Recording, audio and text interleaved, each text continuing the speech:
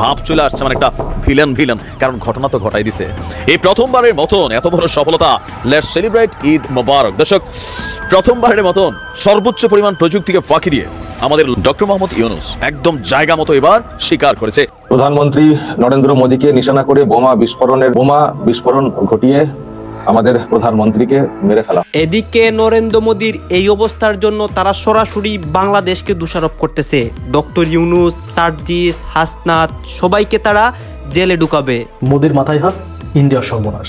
একটা কথা আছে না যে ফান্দে পড়িয়া বগা কান্দেরে, গ্রাম অঞ্চলে বহুল প্রচলিত একটা শব্দ। আবার বারবার ঘুঘু তুমি খেয়ে যাও ধান, এবার ধরা পড়ে গেছে শোনার চান।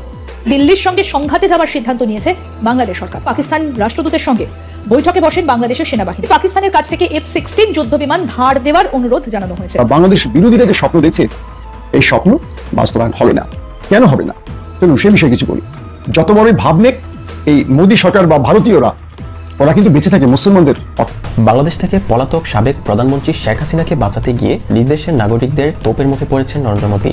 দিন দিন ভারতের জন্য গলার কাটা হয়ে উঠছেন শেখ হাসিনা। কিন্তু গতকাল যে প্রচন্ড একটা সাহসিকতা কাজ করেছে বাংলাদেশ, তাতে আমি শুধু মুগ্ধ নই আর শুধু বিস্মিত নই, আমি সেই একই সঙ্গে মুগ্ধও বটে। একটা অত্যাধুনিক প্রযুক্তির ড্রোন আমরা ভারতের সীমান্তে উড়াচ্ছি।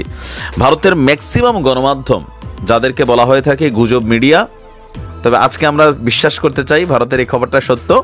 বাট আমাদের বাংলাদেশ থেকে অলরেডি একটা কাউন্টার নিউজ চলে আসছে। কেমন একটা আলোচনা ভারতে কেউ করছেন যে বাংলাদেশ মনে হয় ভারতের বিরুদ্ধে যুদ্ধ প্রস্তুতি নিচ্ছে। শেষমেশ নরেন্দ্র মোদীর এই অবস্থা, এইটার জন্য তারা কাকে দায়ী করতেছে? দর্শক শ্রোতা, বাংলাদেশ এবং ভারতের মধ্যে একটা ঝামেলা চলেছিল। বাংলাদেশ একটি ড্রোন উড়িয়েছিল, এইটা দেখে ভারতের হাত পা পেটের ভিতরে ঢুকে গিয়েছিল ভয়ে এবং আতঙ্কে। এখন এই ঘটনাটি হওয়ার পর সবাই কিন্তু বাংলাদেশকে দোষারোপ করতেছে।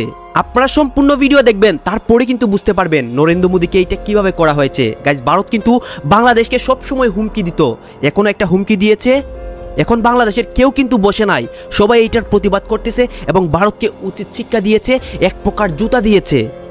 ভারত এই জুতা খাওয়ার পর এখন আর কখনোই কথা বলতে সাহস পাবে না বাংলাদেশকে নিয়ে। আপনারা সম্পূর্ণ ভিডিও দেখবেন, সর্বশেষ নরেন্দ্র মোদীর কি হয়েছে সবকিছু আপনাদেরকে দেখাবো। আমরা আর কথা বাড়িয়ে ভিডিওটা লং করছি না, আমরা সরাসরি ভিডিওর মূল আলোচনায় চলে যাচ্ছি। এইসব দেখবেন, তারপরে আপনাদের গুরুত্বপূর্ণ মন্তব্য করবেন ভারতকে নিয়ে, বাংলাদেশকে নিয়ে এবং নরেন্দ্র মোদীর এই অবস্থা নিয়ে। অন্যদিকে সার্জিস এবং হাসনাতকে নিয়েও আপনারা বলবেন।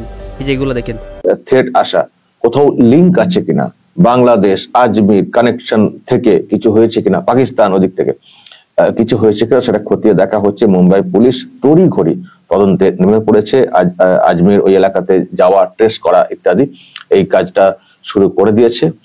এখন দেখা যাক তদন্তে কি বেরিয়ে আসে। কিন্তু ইন্ডিয়া টুডের একটা নিউজের প্রতি আমি আপনাদের দৃষ্টি আকর্ষণ করি। বাংলাদেশের কেউ এটা নিয়ে নিউজ করেছেন, শুধু সেটা না, আমাদের প্রধান উপদেষ্টার প্রেস উইংকে এটার জবাব দিতে হয়েছে।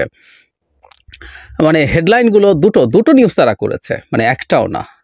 Bangladesh deploys Turkish drones near border, India on high alert, sources. Turkish drone Bangladesh ইন্ডিয়ার বর্ডারের কাছে ডিপ্লয় করেছে এবং ইন্ডিয়া হাই অ্যালার্টে আছে। এর কয়েক ঘন্টা পরই তাদের একটা ফলো আপ রিপোর্ট আবার এরকম, হোয়াটস Bayraktar TB2 drone deployed by Bangladesh and is India prepared? মানে এই ধরনের হেডলাইন আমার মনে হয় একটা কথা খুব ক্লিয়ারলি বোঝা যায় যে তারা বাংলাদেশের এই ড্রোন আছে এবং এই ড্রোন ডিপ্লয় করছে, এটা নিয়ে মহাভারত অশুদ্ধ হয়ে যাচ্ছে এবং এটা একটা যুদ্ধ। মানে তারা অ্যালার্ট আছে এটা বলছে, আবার বলছে ইন্ডিয়া কি প্রিপেয়ার্ড কিনা ইত্যাদি এবং এই ড্রোন সম্পর্কে বিস্তর তথ্য তারা এখানে হাজিরও করেছে। যাই হোক, যেটা বলছিলাম, রীতিমতো আমাদের প্রধান উপদেষ্টা প্রেস উইংকে জবাব দিতে হয়েছে যে না, এরকম কোনো কিছু আমরা করিনি। আমি পাল্টা আর একটা কথা বা প্রশ্ন করতে চাই, আমরা যদি এটা করি তো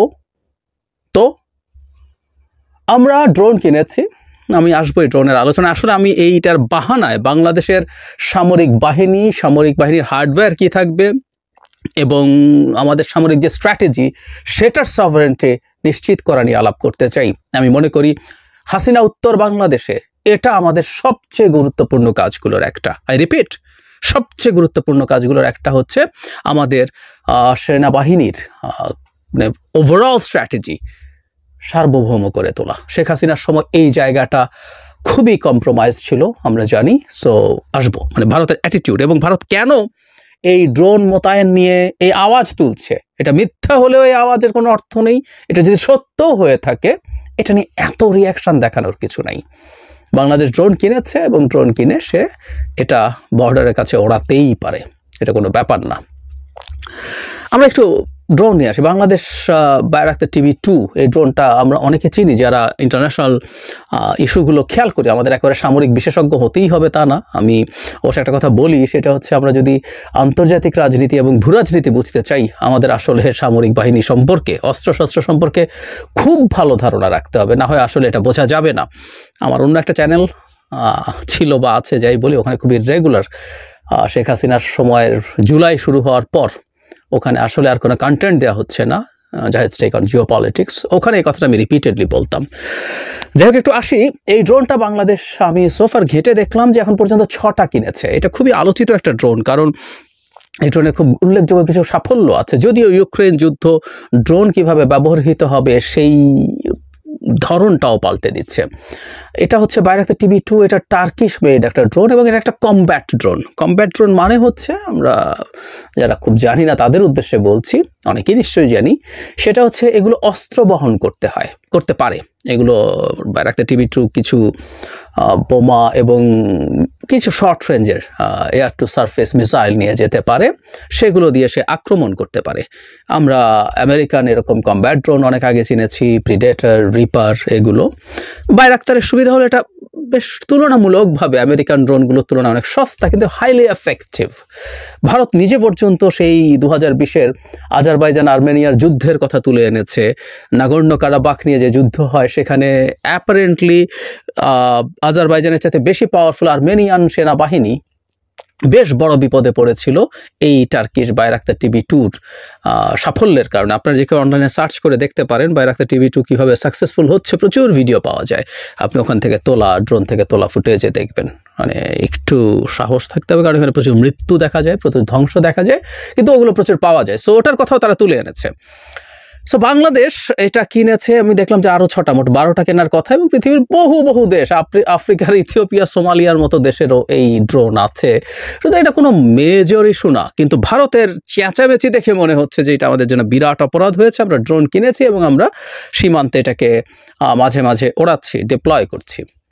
আমাদের ড্রোন এসব কারণেই কেনা হয়েছে, এবং খুব স্বাভাবিকভাবে যুদ্ধ পরিস্থিতি ছাড়া এগুলোতে হয়তো কোনো অস্ত্রশস্ত্র বহনও করে না, এটা সার্ভেলেন্সের জন্য ব্যবহার করে, এবং সার্ভেলেন্সের জন্য ব্যবহার তো করতেই হবে। আমাদের এই বর্ডার এরিয়াতে ভারত যা করছে, আমাদের একটা সার্ভেলেন্স তো রাখতেই হবে। এটা ভারতও নিশ্চয়ই করবে, নিশ্চয়ই প্রতিটা দেশ তার মতো করে করবে। কিন্তু শোরগোলের একটা উদ্দেশ্য আছে। বাংলাদেশ আসলে কি অস্ত্র কিনবে, কি অস্ত্র কিনবে না, এটা ভারত নির্ধারণ করে দিত, ভারত পারমিট করত, এবং তারা খুব সিরিয়াসলি চেয়েছে শেখ হাসিনার সময় এটা শেখ হাসিনা আরও ক্ষমতায় থাকলে হতো। বাংলাদেশ যাতে তার মিলিটারি হার্ডওয়্যারের জন্য 100% না হলে অন্তত মেজরিটি 60-70% ভারতের উপরে ডিপেন্ডেন্ট হয়, তার পচা অস্ত্র আমাদেরকে গছিয়ে দেওয়ার তারা চেষ্টা করত। আমাদের মনে আছে নিশ্চয়ই কয়েক বছর আগে শেখ হাসিনা ভারতে গিয়েছিলেন, তখন $50 কোটি একটা ঋণ ভারত দিয়েছিল ভারতের সমরাস্ত্র কেনার জন্য। ভারতের সমরাস্ত্র ভারতের সামরিক বাহিনী নিতে চাইছে না, তাদের অবস্থা এতটাই খারাপ। আমরা ভারতের ফাইটার তেজাস নিয়ে যারা খোঁজখবর রাখি তারা জানি যে বানানোর পর মানে এয়ারফোর্স এটা নিতে বহুবার গড়িমসি করেছে, না এটা আপ টু দ্য স্ট্যান্ডার্ড হয়নি। যাই হোক, কিন্তু বাংলাদেশকে তারা চেয়েছে, বাংলাদেশ কি করবে না করবে সেটা তাদের একটা রেড লাইন ছিল। এর মধ্যে একটা গুরুত্বপূর্ণ রেড লাইনের কথা আমি উল্লেখ করতে পারি, সেটা হচ্ছে বাংলাদেশ যখন সাবমেরিন কিনেছিল, সেই সাবমেরিন কেনার পর ভারতের মিডিয়াতে প্রচণ্ড রকম তোলপাড় হয়েছিল। সার্চ করতে গিয়ে পেলাম যে ইন্ডিয়ান মিলিটারি কনসার্ন দেখাচ্ছে সাবমেরিন কেনার জন্য। শুধু সেটা না, আমি স্পুতনিক, রাশিয়ান একটা গুরুত্বপূর্ণ নিউজ মিডিয়া, সেখানে ভারতের এক্সপার্টরা বলছে এটাকে provocation. And I can clearly remember ওই সময় ভারতের প্রচুর টক শো হতো মিডিয়াগুলোতে, ইউটিউবে আমি দেখেছি, তারা বারবার একই প্রশ্ন করছে, বাংলাদেশ কেন সাবমেরিন কিনতে হবে? অথচ আমাদের সাবমেরিনগুলো খুব অ্যাডভান্সড কিছু ছিল তা না, এগুলো আসলে লেট 80s-এ চায়না এগুলো বানিয়েছিল, টাইপ 035 বলে। এগুলোর মানে কি আছে, মানে টর্পেডোর বেশি কিছু নাই, তবে হ্যাঁ টাইপ 035-এর অনেকগুলো ভ্যারিয়েন্ট আছে। প্রথম দিকের ভ্যারিয়েন্টগুলোর মধ্যে অ্যান্টি সাবমেরিন ক্যাপেবিলিটি ছিল না, ওগুলো শুধু শিপের ক্ষেত্রে আক্রমণ করতে পারতো। আমাদের যে টাইপটা দেয়া হয়েছে সেটা অ্যান্টি সাবমেরিন ক্যাপেবিলিটিও আছে। এক বরং মিয়ানমারকে চায়না টাইপ 035 আরও বেটার ভার্সন দিয়েছে, যেটার এই যে টিউবগুলো আছে টর্পেডোর, সেগুলো থেকে মিসাইল লঞ্চ করা যায়। আমরা জানি অনেক সাবমেরিন থেকে মিসাইল লঞ্চ করা যায়, নিশ্চয়ই আমরা জানি, এবং আমরা এইটুকু একটু জানিয়ে রাখি, যারা আগ্রহী তারা খোঁজ করে দেখে নেবেন। যেসব পরমাণু শক্তিধর দেশ আছে তারা তাদের খুব বড় একটা অংশের নিউক্লিয়ার ওয়েপন কিন্তু সাবমেরিনে রাখে। তাদের অন্তত 3টা জায়গা দিয়ে লঞ্চ করার মতো ক্যাপাবিলিটি তারা রাখতে চায়। একটা ল্যান্ড থেকে তারা ইন্টারকন্টিনেন্টাল ব্যালিস্টিক মিসাইল দিয়ে, একটা হচ্ছে তারা খুব হাই এন্ডিউরেন্সের কতগুলো বম্বার আছে সেগুলো দিয়ে, আর একটা হচ্ছে সাবমেরিন, সেগুলো যে submarine launch ballistic missile SLBM বলে, সেগুলো দিয়ে। সো সাবমেরিন থেকে করা যায়, আমাদেরকে তার ওই অস্ত্র দেবে না, কিন্তু আমাদের এখান থেকে খুব বেসিক ধরনের মিসাইল লঞ্চিংয়ের ক্যাপাবিলিটিও আমাদেরকে দেওয়া হয়নি। তার মানে আমরা এই সাবমেরিন দিয়ে তাত্ত্বিকভাবে বলছি, ভারতের সাথে যদি যুদ্ধ লাগে তাদের জাহাজ এবং তাদের সাবমেরিনের বিরুদ্ধে কিছু কাজ করতে পারবো, তাদের ল্যান্ডে অ্যাটাক করতে পারবো না। রাদার চায়না মিয়ানমারকে যে সাবমেরিন দিয়েছে সেটা দিয়ে ভারতের ল্যান্ডে অ্যাটাক করা যাবে। শুধু সেটা এটা অ্যান্টি শিপ মিসাইলও আছে, শুধু টর্পিডো না। আমাদের মানে আপনি চাইলে ওই টিউবগুলোতে যে কোনো করতেন। সো টাইপ 035-এরও বেশ পুরনো একটা সাবমেরিন, এটাকে রিফারবিশড করে দিয়েছে, এবং যে দাম নেওয়া হয়েছে আমি খুব ধারণা করি এটা গোছিয়ে দেওয়া হয়েছে এবং চায়নাকে খুশি করার জন্য সরকার এটা কিনেছিল। এটা খুব বেশি ভালো এফেক্টিভ কিছু না, কারণ ওই সময়কার সাবমেরিনগুলো এত বেশি ইজিলি ডিটেক্ট করা যায়, ওই প্রযুক্তির অনেক অনেক পাল্টেছে। এটাকে কিছুটা আপগ্রেড করা হয়েছে বলা হচ্ছে, কিন্তু আসলে মনে হয় না এগুলো খুব ভালো অস্ত্র, এবং চায়নাকে খুশি করার জন্য, তাকে টাকা দেওয়ার জন্যই সরকার এগুলো কিনেছে। এবং কেনা মানেই হচ্ছে এগুলোতে বিরাট মানে লোকসান, বিরাট চুরির সুযোগ থাকা, সেটা করেছে দেশের লোকসান করে। যাই হোক, ভারতের পর এসব তো শুধু করলোই না, ভারত মিয়ানমারকেও একটা সাবমেরিন দিল এবং তার সাবমেরিন ওয়ারফেয়ারের জন্য যাবতীয় ব্যবস্থা তাকে দিয়ে দিল। এটার উদ্দেশ্য হচ্ছে বাংলাদেশকে একটা শিক্ষা দেয়া। ফলে আমরা দেখতে পাচ্ছি বাংলাদেশ তার মতো করে কোনো সিদ্ধান্ত নেবে, সেই সিদ্ধান্ত আসলে নিয়ে উঠতে পারে না। আমাদের একবার মনে হয় নিউজ চোখে পড়েছিল যে বাংলাদেশ হেলিকপ্টার গানশিপ কিনতে চায়, এর মধ্যে অ্যাপাচে কিনবে, এরকম নিউজ বাইরের কিছু কিছু ডিফেন্স নিউজ রিলেটেড পোর্টালে বা নিউজের মিডিয়াতে এসছিল, কিন্তু আমরা এটা কিনতে পারিনি। ধারণা করা হয় এটাও ভারত বাদ সেধেছে। আমাদের এটা মনে করার ক্ষেত্রে কোনো রকম কোনো দ্বিধা থাকবে না যে ভারত যদি না চায়, বাংলাদেশ আসলে ওই একটাই রেড লাইন ক্রস করেছিল, সেটা হলো সাবমেরিন কেনা। সেটা নিয়ে তীব্র ক্ষোভ আছে। শুধু সেটা না, ভারত এই যে সাবমেরিনের যে স্টেশন তৈরি হচ্ছে কক্সবাজার, ওখানে পেকুয়া নামে একটা জায়গায়, এটা নিয়েও ভারতের সিরিয়াস কনসার্ন আছে।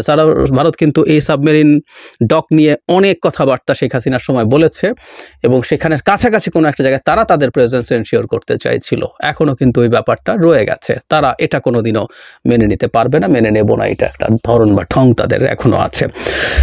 পোস্ট হাসিনার সময় আমাদের আসলে উচিত হবে ভারতের কবল থেকে আমাদের সামরিক স্ট্র্যাটেজি, সামরিক সব সিদ্ধান্ত বের করে আনা। আমরা পাকিস্তান থেকে আর্টিলারি শেল কিনবো, আমাদের প্রয়োজন যেখানে হবে, এবং ভারতের সাথে এই কোনো রকম কোনো সামরিক চুক্তি আসলে ভারতের সাথে রাখা যাবে না। কারণ আমরা যখন যে কোনো আমাদের সামরিক পরিকল্পনা তৈরি করব, আমাদের বর্ডার আছে শুধুমাত্র দুটো দেশের সাথেই, মিয়ানমার আর ভারত। সুতরাং আমাদের পরিকল্পনার মধ্যে আমরা বলছি না ভারতের সাথে আমরা যুদ্ধ করতে যাচ্ছি, কিন্তু ঠেকাতে গেলে ভারতের সাথেই সেটা ঠেকানোর চেষ্টা করতে হবে আমাদের। সুতরাং ভারত যদি অসাধারণ যুদ্ধাস্ত্র তৈরি করে, স্ট্র্যাটেজিক্যালি সেটা কেনা বাংলাদেশের জন্য কোনোভাবেই ঠিক হয় না। এটা খুবই বেসিক নলেজ অফ ওয়ারফেয়ার। তো আমাদের সরকারের উচিত হবে অন্তত এই জায়গায় ভারতের উপরে কোনো রকম কোনো ডিপেন্ডেন্স না রাখা। আমি দেখেছি বাংলাদেশ অনেক মিলিটারি ভেহিক্যালও কিনছে ভারতের কাছ থেকে, তার ওই যে লাইন অফ ক্রেডিট যেটা ছিল সেটার মাধ্যমে। মোদী সরকার, এটা যদি ভারত সরকার হতো তাহলে দেশের স্বার্থ রক্ষা করত, এবং প্রতিবেশী বাংলাদেশের সঙ্গে, যাদের সঙ্গে আমার ঐতিহাসিক সম্পর্ক, বাংলাদেশ তৈরি করার বুনিয়াদে রয়েছে ভারতবর্ষ, সেই বাংলাদেশ আমার কাছে প্রিয় না, হাসিনা প্রিয় হয়ে গেল। এটা মোদির মতো মানুষের পক্ষেই সম্ভব। এটা যদি ভারত সরকারের ডিসিশন হতো, ভারতের স্বার্থ যদি নজরে রেখে করতো, তাহলে ওটা বাংলাদেশের আভ্যন্তরীণ ব্যাপার যে ওরা হাসিনাকে রাখবে না তাড়িয়ে দেবে। আমরা যেমন ভারতের অভ্যন্তরীণ বিষয়ে অন্য দেশ মাথা গলা পছন্দ করি না, সেরকম বাংলাদেশের কে প্রধানমন্ত্রী হবে, কে শাসক হবে, কে রাষ্ট্রপতি হবে, এটা বাংলাদেশের মানুষ ঠিক করুক না, আমরা তাদের মাঝখানে পড়বো কেন? আর বাংলাদেশ যখন তাদের ওই প্রধানমন্ত্রী হাসিনাকে উৎখাত করলো বা পালিয়ে আসলো, তাকে যখন পৃথিবীর কেউ জায়গা দিল না। পৃথিবীর অনেকগুলো ইসলামিক রাষ্ট্র আছে, ইউরোপিয়ান কান্ট্রি আছে, প্রচুর দেশে হাসিনা ভ্রমণ করেছে, সম্মানিত হয়েছে, কিন্তু যতক্ষণ সে বাংলাদেশের প্রধানমন্ত্রী ছিল, প্রধানমন্ত্রী হিসাবেই তার সম্মান হয়েছে। ভারতবর্ষ হাসিনাকে মর্যাদা দিয়েছে, অভ্যর্থনা জানিয়েছে বাংলাদেশের প্রধানমন্ত্রী হিসাবে, কিন্তু সেই পলাতক প্রধানমন্ত্রী যখন গণহত্যাকারীর তকমা নিয়ে ঘুরে বেড়াচ্ছে, তাকে মোদী সরকার কেন ভারতবর্ষে পুষে রেখেছে? এতে বাংলাদেশের মানুষের আক্রোশ বাড়ছে ভারতের প্রতি, কারণ বাংলাদেশের মানুষ তো হাসিনার বিরুদ্ধে।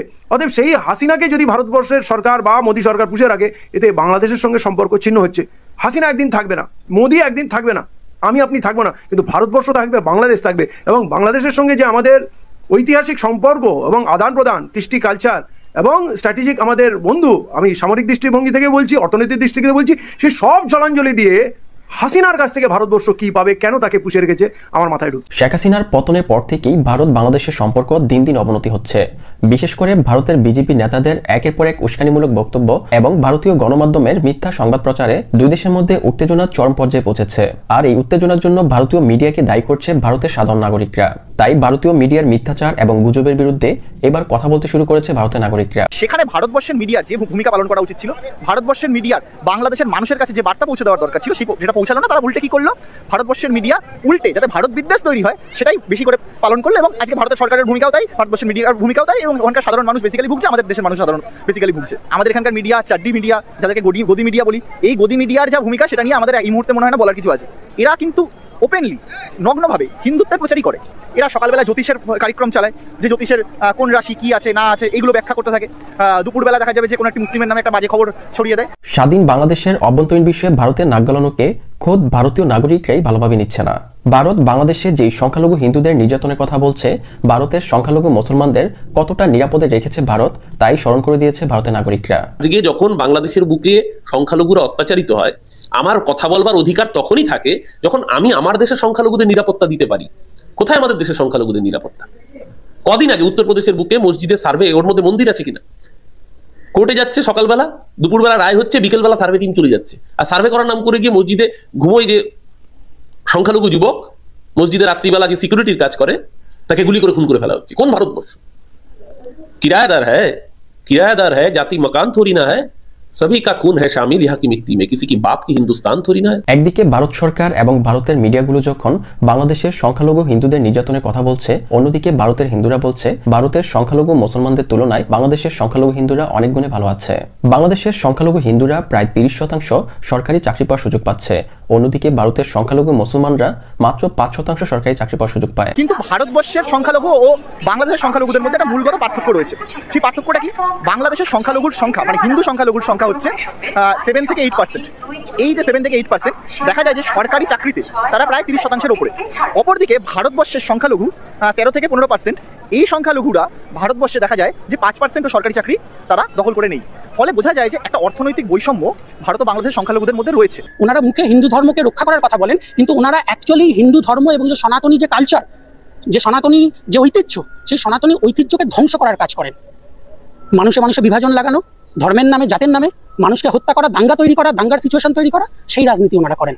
ওনারা হিন্দু ধর্মেও বিশ্বাসও করেন না। ওনারা হিন্দু ধর্মের যে বুনিয়াদী যে শাস্ত্রগুলো, গ্রন্থগুলো, সেগুলো যুদ্ধং দেহি বলে তৈরি। যখন সীমান্তে সেনা সমাবেশ করেছে দুপক্ষই, সমরাস্ত্র নিয়ে তৈরি হয়েছে দুপক্ষই, তখন শুরু হবে কিনা প্রশ্ন নয়, প্রশ্ন কবে শুরু হবে, কখন শুরু হবে। খুব যে একটা দেরি হবে এমনটা এখন আর মনে হচ্ছে না। প্রথম দিকে হচ্ছিল, কিন্তু গতকাল যে প্রচন্ড একটা সাহসিকতার কাজ করেছে বাংলাদেশ, তাতে আমি শুধু মুগ্ধ নই আর শুধু বিস্মিত নই, আমি সেই একই সঙ্গে মুগ্ধও বটে গতকালকের ঘটনার পর।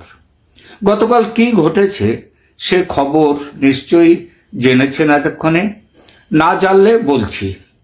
গতকাল বাংলাদেশ তাদের অস্ত্র ভাণ্ডারের দুটো বিখ্যাত এবং একই সঙ্গে অত্যন্ত শক্তিশালী আধুনিক অস্ত্র ভারত সীমান্তের একেবারে নিকট অঞ্চল দিয়ে পাক দিয়ে নিয়ে গেছে বাংলাদেশ।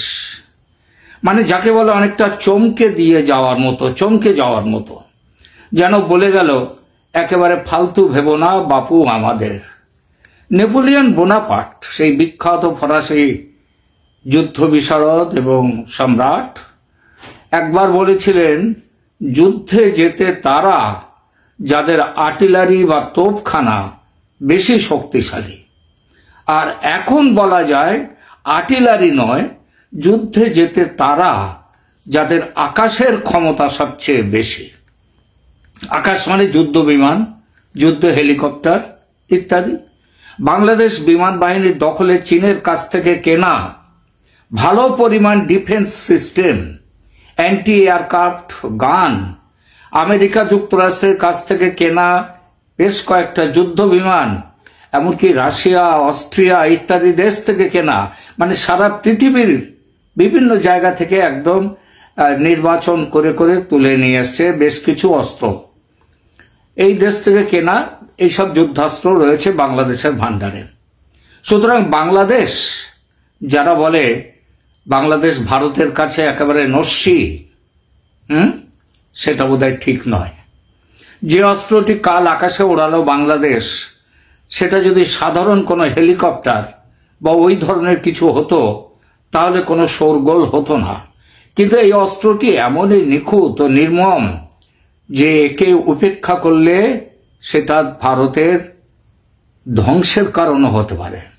2020 সালে এই ছোটখাটো অস্ত্র দিয়ে আজারবাইজান লড়াইতে গোহারান হারিয়েছিল তার চেয়ে বেশ কিছু গুণে বড়, বেশ কিছু গুণ বেশি শক্তিশালী প্রতিবেশী আর্মেনিয়াকে।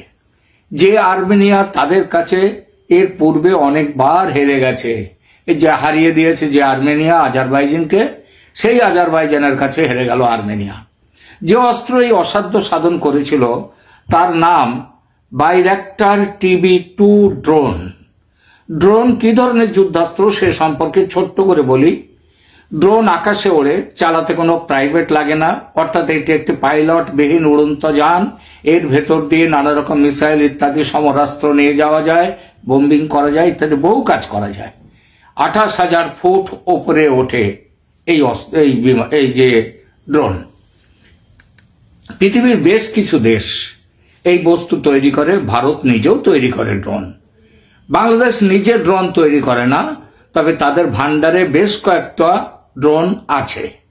এর বেশিরভাগ শেখ হাসিনার কেনা, ভাগ্যিস কিনেছিলেন, নইলে ভারতের চোখ রাঙানি মুখ বুঝে সহ্য করে যেতে হতো বাংলাদেশকে আজ। এই প্রসঙ্গে মনে পড়ছে বোফোর্স কামানের কথা।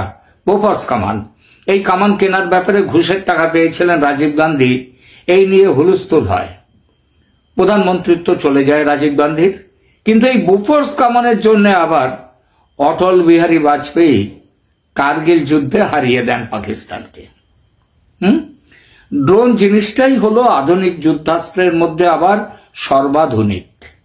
আবার অনেক দেশের ভান্ডারে অনেক রকমের ড্রোন থাকলেও ইসরায়েলে তৈরি কামিকাজি আর তুরস্কে বা টার্কিতে তৈরি TB2 এই ড্রোন দুটি মারাত্মক।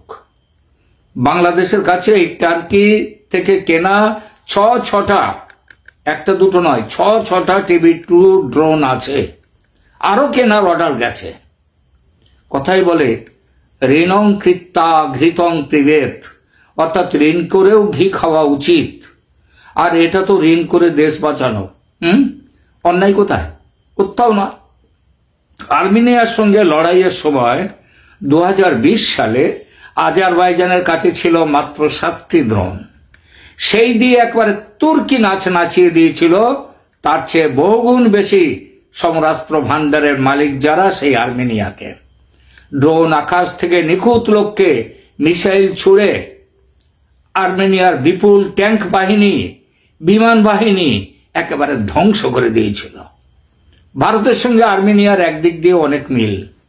সবচেয়ে বড় যে মিল সেটা হলো ভারতের বেশিরভাগ অস্ত্র পুরনো দিনের ট্র্যাডিশনাল ওয়ারফেয়ারে লাগে যেসব অস্ত্র, আর বাংলাদেশের কাছে আছে বেশ কিছু আধুনিক অস্ত্র।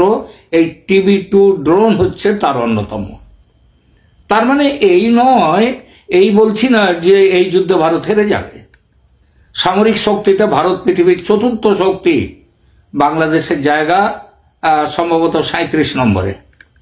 সুতরাং সামরিক ক্ষমতায় বাংলাদেশ অনেক নিচে।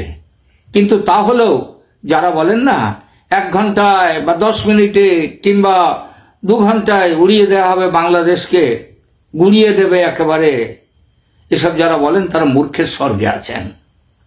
ভারত যদি নিজে এটা ভেবে চুপ করে বসে থাকে, পরে হাত কামড়াতে হবে। TB2 ড্রোনের আক্রমণ রুখতে উচ্চ পর্যায়ের অ্যান্টি ড্রোন সিস্টেম চাই। ভারতের অস্ত্র ভান্ডারে অ্যান্টি ড্রোন সিস্টেম আছে, কিন্তু তার কার্যকারিতা পরীক্ষিত নয়, তেমন জোরালো নয়। যদিও ভারতের ড্রোন ভান্ডারে 625টি ড্রোন আছে বর্তমানে, ইসরায়েলের কাছ থেকে কেনা 10টি হেরান ড্রোন তার মধ্যে সবচেয়ে বেশি বিপজ্জনক। অতি সম্প্রতি আমেরিকার সঙ্গে প্রেডেটর ড্রোন কেনার চুক্তি করেছে ভারত। তো দেখো মারি আকাশে কি উড়ে। তো পরে দাদা বাইরে আসলো, এসে দেখে একটা ড্রোন, তাও কিসের ড্রোন? তুরস্কের সেই ড্রোন, যে ড্রোন দিয়া ইতিহাস তৈরি করছে অনেক যুদ্ধ। দর্শক, বাংলাদেশ নিয়ে চাঞ্চল্যকর অভিযোগ হচ্ছে ভারতের, যে সীমান্তে আমরা আধুনিক যুদ্ধ কৌশলের অন্যতম একটা যুদ্ধাস্ত্র তুর্কি বাইরাক্তার TB2 এই নামক একটা অত্যাধুনিক প্রযুক্তির ড্রোন আমরা ভারতের সীমান্তে উড়াচ্ছি। ভারতের ম্যাক্সিমাম গণমাধ্যম, যাদেরকে বলা হয়ে থাকে গুজব মিডিয়া, তবে আজকে আমরা বিশ্বাস করতে চাই ভারতের এই খবরটা সত্য, বাট আমাদের বাংলাদেশ থেকে অলরেডি একটা কাউন্টার নিউজ চলে আসছে। আচ্ছা, ঘটনা হচ্ছে বাইরাক্টার TB2 ড্রোন ভারত সীমান্তে মোতায়েন করেছে বাংলাদেশ, যার উদ্দেশ্য নিয়ে ইতিমধ্যেই জোর চর্চা শুরু হয়েছে। দর্শক, আমরা যদি দেখি এটা সম্পর্কে ভারতীয় মিডিয়া প্রথমে হচ্ছে কি আপনার বাইরাক্টার TB2 এর টোটালি একটা পোস্টমর্টম রিপোর্ট আনছে আর কি, মানে এটা দিয়ে কি করা যায়। আর্মেনিয়া এবং আজারবাইজানের মধ্যে একটা যুদ্ধ হয়েছিল, যারা আমার নিয়মিত নিউজগুলো দেখেন নিশ্চয়ই আপনাদের খেয়াল থাকার কথা। তো যা ইতিহাসে নাগার্নো কারাবাখ যুদ্ধ নামে পরিচিত। আর্মেনিয়ার হাতে সেই আমলে ছিল রুশ T-20 ট্যাঙ্ক, ক্ষেপণাস্ত্র এবং রকেট। তা সত্ত্বেও আজারবাইজানের হাতে ছিল তুর্কির এই বাইরাক্টার TB2 ড্রোন, যা দিয়ে আপনার শত্রুপক্ষকে ছিন্ন ভিন্ন করেছিল সেই যুদ্ধে। আর সেই দুর্ধর্ষ চালকবিহীন ড্রোনে বাংলাদেশ মোতায়েন করেছে ভারত সীমান্তে। সন্দেহ দেখা দিয়েছে যে বাংলাদেশ কি ভারত দখল করতে চায়। ভারতীয় মিডিয়ার নিউজের সিস্টেম দেখছেন, মানে বুঝছে না রিপোর্টার মনে নতুন। তো বলছে যে নয়াদিল্লির সঙ্গে সংঘাতের মধ্যে বাংলাদেশ এখন ভারতের বিরুদ্ধে বিপজ্জনক খেলা শুরু করেছে। তুরস্ক থেকে কেনা এই ড্রোন সীমান্তে মোতায়েন করেছে। তুরস্কের এই গুপ্তচর ড্রোন নজর রাখছে ভারতীয় সীমান্তে। আর এতে মাইরি বিপদে পড়েছে সবিতা বৌদিরা, এমনকি অনেক বৌদিরা যারা প্রাকৃতিক কম্য ওই জঙ্গলে শেষ করার জন্য যায়। আচ্ছা, বাংলাদেশের এই পদক্ষেপের পর ভারত সতর্ক হয়ে সীমান্তে নজরদারি বাড়িয়েছে। যদিও ভারতের মিডিয়ার একটা তথ্য কিন্তু সত্য, যদিও আমাদের দেশের মিডিয়া আবার এটা প্রচার করছে না, যে 35,000 সোলজার্স, 35,000 ভারতীয় সেনা তারা অতিরিক্ত মোতায়েন করছে বাংলাদেশের সাথে যে সীমান্তবর্তী বিভিন্ন গুরুত্বপূর্ণ পয়েন্টগুলো আছে। যদিও আমাদের মিডিয়া কিন্তু এটা নিয়ে নিউজ করে নাই। আমরা দেখছি আমাদের মিডিয়া বলছে যে সীমান্তে BSF এর উপস্থিতি বাড়িয়েছে আপনার কি বলা হয় যে ভারতের। এখন ইন্ডিয়া টুডের মতন একটা নামি দামি বা ইন্টারন্যাশনালি যাদের একটা প্রথিত যশা সংবাদপত্রই বলা হয়, তারা বলছে যে সেনাবাহিনী সীমান্তের কাছে বাইরাক্টার TB2 ড্রোন মোতায়েনের খবর নিশ্চিত করছে। মানে ভারতীয় সেনারা বলছে যে ইয়েস, বাংলাদেশ ডিড ইট। তুরস্কের TB2 ড্রোন গুপ্তচর বৃত্তির পাশাপাশি ছোটখাটো অভিযানও চালাতে সক্ষম। এই ড্রোনগুলি বাংলাদেশ সেনাবাহিনী গোয়েন্দা, নজরদারি এবং চরবৃত্তির জন্য পরিচালনা করে। ভারতের একেবারে কানের পাশে এই ধরনের উন্নত ড্রোন মোতায়েন করার কৌশলগত গুরুত্বকেও হালকাভাবে নিচ্ছে না নয়াদিল্লি। ভারতীয় নিরাপত্তা সংস্থাগুলো বাংলাদেশকে আপনার TB2 ড্রোন মোতায়েনের বিষয়ে সতর্ক করেছে এবং সর্বশেষ পরিস্থিতির দিকে নজর রাখছে। ভারতীয় বাহিনী পাল্টা হিসাবে ইসরায়েল থেকে কেনা হেরন টিপির মতন ড্রোন মোতায়েন করার কথা বিবেচনা করছে। এর পাশাপাশি বাংলাদেশি ড্রোন রোধী বিরোধী অভিযান, মানে ড্রোন দেখলে সেটাকে আকাশে পারাস করে দেবে, তো এরকম অভিযান জোরদার করারও বিকল্প ভাবছে। এখন বলা হচ্ছে যে ভারতের কাছে এই মুহূর্তে অবশ্যই ভারতের কাছে অনেক ধরনের মেশিনারিজ আছে, কিন্তু এই ঘটনা আসার পর আমাদের বাংলাদেশ কি বলছে? বাংলাদেশ দাবি করছে যে এই অভিযোগটা ভিত্তিহীন। প্যার কিয়া তো ডানা কিয়া সাহাব। হ্যাঁ, মানে আমি বুঝি না, বাংলাদেশ যদি অরিজিনালি মোতায়েন করা থাকে তো বলো, বাড়ি বাঙালি খুশি হবে। যদি পয়সার সংকটে আমরা বিদেশ থেকে আরও কিছু পড়াবো। এখন আমাদের বাংলাদেশ থেকে বিষয়টাকে গুজব, এবং কি আমাদের প্রধান উপদেষ্টার যে প্রেস উইং আছে সেখান থেকে বলা হয়েছে যে বিষয়টা নিয়ে গুজব, বাংলাদেশ এরকম করায় নাই, যাও একটু মন টন ভালো হইতে নিছিল। তো বাংলাদেশের এই কাউন্টার নিউজ দেখা মনটাই খারাপ হয়ে গেল। তবে আমার ধারণা আর কি, আমি চাই আমার ধারণা সত্যি হোক। মাঝে মাঝে মুসলিমের বউকে হইতে পারে, বুঝছো, সব কথা সামনে কখন যে না, হ্যাঁ। তো এরকম হইলেও হইতে পারে যে হয়তোবা ভারতের সাথে যে উত্তেজনাকর পরিস্থিতি, গোপনে একটা চুকি দিয়ে চাইতে গেছিল আর কি, যে আসলে কি চলছে সীমান্তের ওই পারে। বাট হয়তোবা ভারতীয় মিডিয়ার নজরে পড়ছে বা সামো সেনাবাহিনীর নজরে পড়ছে, এরপর আমরা হয়তো কোথাও না কোথাও মানে বিষয়টা নিয়ে অস্বীকার করছি। বাট আমার মনে হয় যদি আমাদের কাছে না থাকে তাহলে ডক্টর ইউনূসের উচিত এরকম কি বলা হয় যে বাইরে একটা টিভি ট্যুর রুন, এরপরে যদি কোনো ভার্সন থাকে তুর্কির হাতে কিনেন, আপনি টাকা লাগলে প্রবাসীরা দিবে। টাকা যদি শর্ট হয় বাংলাদেশে, মনে হয় যে এরকম 2-4-5 হাজার ড্রোন ভারত সীমান্ত উড়ানোর জন্য $2-1 মিলিয়ন দরকার, আমরা দিয়া দেব ইনশাল্লাহ। খালি আওয়াজ দিবেন, বাট জিনিস চাই, লাগবে। চারিদিকে শত্রু, মিয়ানমার দেখেন টেকনাফের মধ্যে কাঁপায়, হ্যাঁ আমরা কই সমস্যা নাই, ভূমিকম্প প্রতিরোধী বিল্ডিং প্রযুক্তি দিয়ে আমরা বিল্ডিং তৈরি করছি। বাট এগুলো মেরুদণ্ডহীন একটা অবস্থান আমাদের। আমরা সবসময় সংযমের পথে হাঁটি, আমাদেরকে কিলাইলো আমরা বলি থাক, বুঝছে না, নতুন বলে আমরা কিন্তু সাইরা দিই। ওয়াজও কিন্তু এই লেভেলে বের হয় আমাদের দেশে, দেখছেন।